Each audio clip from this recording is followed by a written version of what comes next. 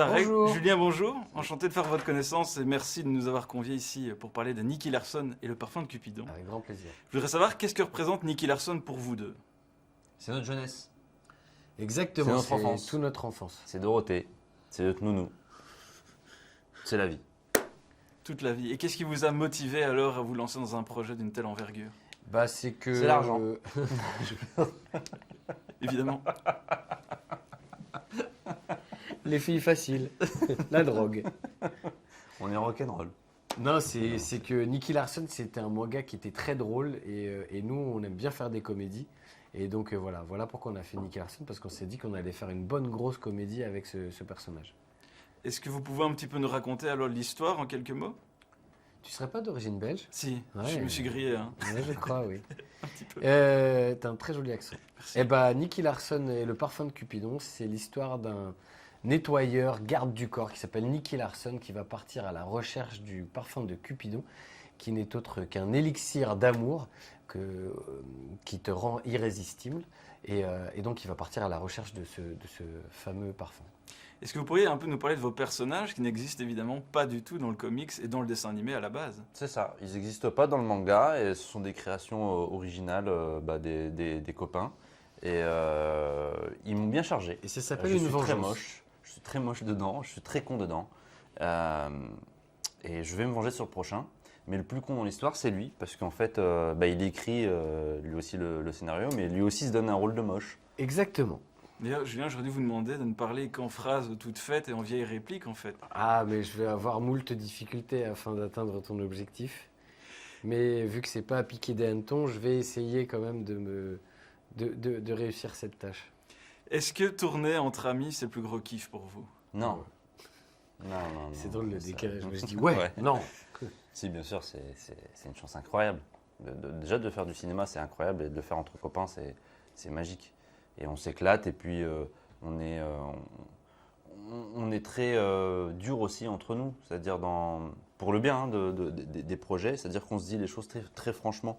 Je pense que si on n'était pas copains, on se dirait peut-être pas les choses aussi franchement. Le problème, c'est Elodie Fontan et les odeurs. Elle a un petit problème de déodorant et Mais- d'odeur d'haleine aussi. Donc Elle, ça, elle c'est un pense peu qu'on- difficile. elle pense qu'on l'aime bien et qu'on est ses amis, mais en fait, non. Non. Je Non. n'irai C'est- pas. C'est juste le petit souci avec Elodie Fontan. Le film est une ode aux années 80 et aux références culturelles. Est-ce que ça vous paraissait important de replonger dans cette période-là? Alors, important, je ne sais pas, mais en tout cas, c'était naturel, puisque c'est comme ça qu'on a découvert Nicky Larson. C'était dans les années 90, et au sein du Club Dorothée, donc ça s'est fait naturellement.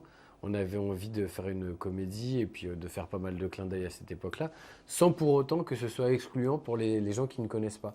Donc l'idée, c'était vraiment de faire une grosse comédie, que tout le monde soit content de voir ce film. Et puis ceux, effectivement, qui regardaient le Club Dorothée, eh ben, ils vont découvrir des choses ils vont avoir des petits clins d'œil que les autres ne comprendront pas. On a beaucoup parlé de vos références sur les précédents films, que ce soit Libby ou les deux Babysitting. Ici, j'ai l'impression que c'est plus la comédie française, un peu d'action populaire que vous avez aussi envie de réinventer. Bah, On ne cherche pas à réinventer les choses. réinventer, c'est, On ouais, fait les vraiment, trucs qui nous plaisent, tout simplement. Bon, voilà, s'il y a des choses qui nous plaisent, on les fait. Et puis en se disant, on espère que ça va faire rire les gens. On ne cherche pas à réinventer ou à s'approprier. Je pense que ce serait un peu présomptueux de le dire. Donc non, nous on est... Ouais, on n'est pas présomptueux, hein, nous. Pas du tout. Non, ouais. Mais c'est plus dans l'idée d'offrir un vrai divertissement populaire qui a des moyens. Je trouve qu'il y a du budget, c'est très bien réalisé. Ouais. On sent qu'il y a un plaisir aussi de faire quelque chose d'ambitieux. C'est Ah ça, ouais. c'est un projet ambitieux. Et puis il faut un budget qui soit à la hauteur de ses ambitions. Sinon tu vas droit dans le mur. Hein. Si tu as un tout petit budget et que tu commences à faire des effets spéciaux avec des bouts de carton et des ficelles, là c'est pas bon. Tu fais quoi? Tu fais Star Wars, quoi. Ouais. Après, c'est compliqué. Peut-être Quoi. pour le prochain.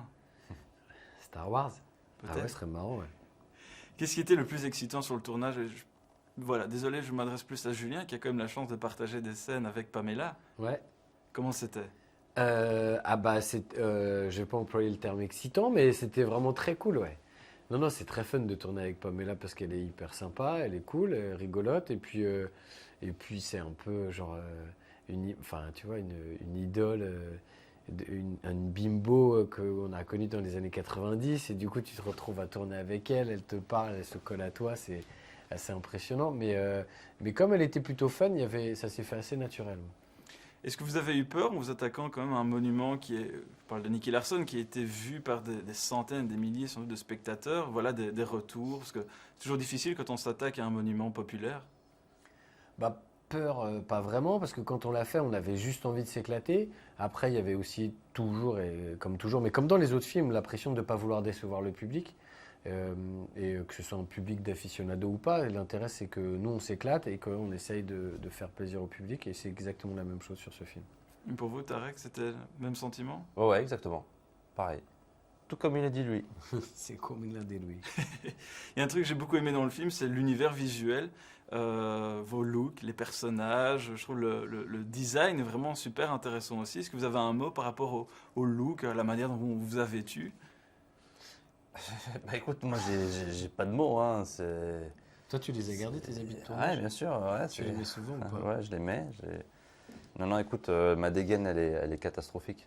Surtout quand vous retirez le chapeau. Ouais. Donc, écoute, s'il y a un 2, je le ferai pas. Voilà, dernière question aussi légère. Si vous aviez ce fameux parfum de Cupidon, sur qui est-ce que vous l'employeriez? Enfin, vous le metteriez sur vous, mais qui est-ce que vous aimeriez bien qui respire votre fragrance? Moi, Christine Angot. Ou Arlette Chabot, comme tu veux. Les deux en même temps, ce serait super. Ah, en fait. alors là, la grosse soirée là, folie. Émilie Ratajkowski. Toi, tu vois, c'est petit. Non, mais je comprends. Je comprends. Enfin, plus Tu côté comprends Tarek. plus Tarek que moi? Ouais, je suis un peu chargé, désolé de le dire. Voilà. Et dernière question, tant que j'ai encore un peu de temps, qu'est-ce que vous aimeriez vraiment que le public se dise en sortant de la salle? C'est quoi l'émotion ou oui, l'émotion que vous voudriez le faire plus passer Nous, ce qu'on aime, en fait, à chaque fois qu'on va dans des avant-premières, c'est quand les gens nous disent j'ai des problèmes en ce moment, ou genre je vais pas bien, et que On aime genre, quand les gens ils ont des problèmes. Non, mais c'est pas ça. À la fin, ils disent bah voilà, j'ai des problèmes et tout, mais pendant 1h30, j'ai tout oublié grâce à vous. Ben, c'est parfait. Ça a été un vrai plaisir.